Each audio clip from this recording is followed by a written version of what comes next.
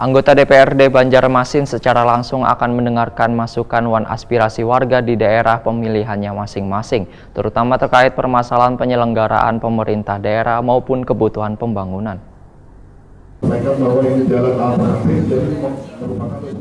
Anggota DPRD Banjarmasin dijadwalkan kembali melaksanakan kegiatan reses secara serentak di 5 kecamatan se-Banjarmasin mulai tanggal 25 hingga 27 April 2019.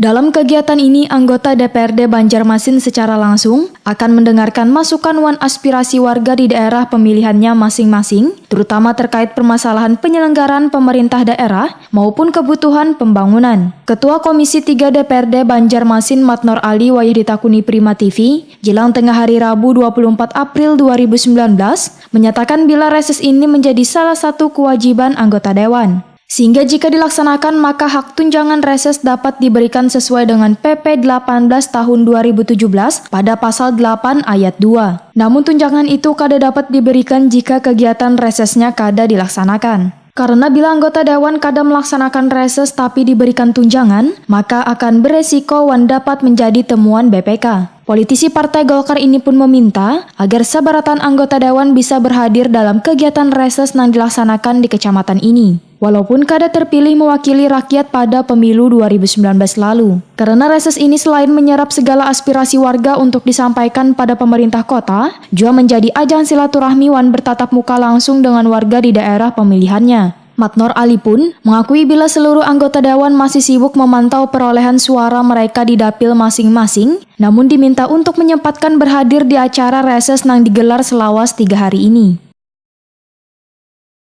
3 titik ya, 3 tempat, kemudian di 2 tempat itu hadir, misalnya 1 tempat misalnya tidak hadir, kita kan bisa berikan alasan.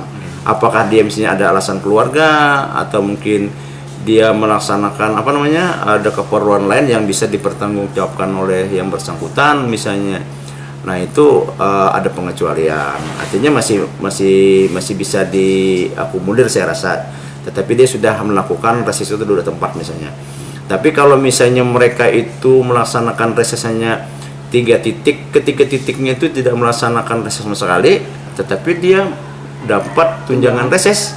Nah itu artinya dia melanggar di dalam PP 18 2017 pada pasal 8 ayat 2 sudah jelas tunjangan reses itu dapat apabila yang bersangkutan melaksanakan reses.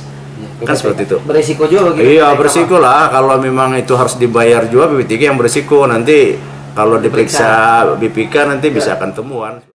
Sesama anggota Dewan, maka Matnor Ali berharap bubuhan anggota Dewan baik nang terpilih maupun kada untuk datang ke acara reses nang merupakan kewajiban, juga salah satu tugas wan fungsi Dewan untuk menyerap aspirasi warga sehabis pemilu ini. Karena aspirasi dalam acara reses ini bisa nantinya ditindaklanjuti oleh anggota fraksi berikutnya.